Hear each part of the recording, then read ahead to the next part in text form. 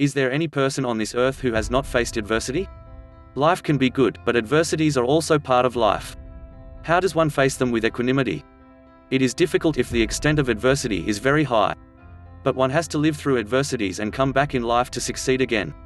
A sudden accident can make one lose limbs. A man who makes his living with his hands will surely feel very bad and devastated if he loses his working hand.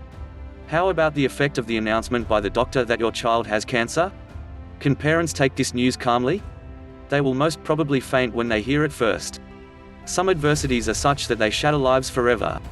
But strong will and faith can help one face and conquer many adversities. Who has not heard of Helen Keller?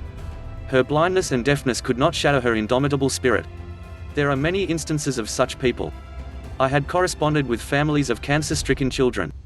The pain that I saw was enough to shake the bravest heart. I remember a small kid girl who developed second-degree burns as a reaction to her chemotherapy. Her mother had a guest book and the notes on that site could make anyone weep. The pain that the child was undergoing was tremendous. But the photographs of a capped child smiling and laughing in the laps of her father were heartwarming. Somewhere the spirit was alive in the family to fight it out cheerfully. I also remember my conversations with a blind man of 70 years of age. He was secretary of one of the blind help groups.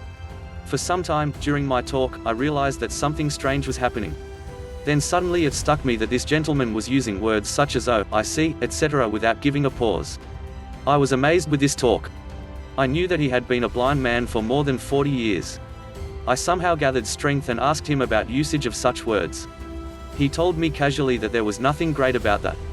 He could read and write and even type as well as any normal person. Though he had Braille.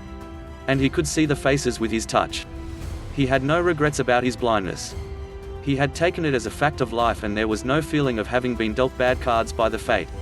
Such people make us feel that adversities come to strengthen us. They test us. It is surely very tough to overcome them, but a strong will and faith in oneself and one's God can give enough strength to overcome them. Let us look at the life as a moving vehicle. As we move, we pass many scenes. Some good and some dirty.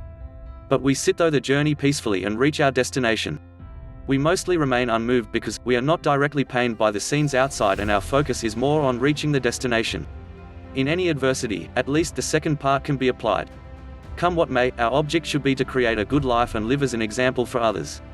That should be our destination and that should be our motivation.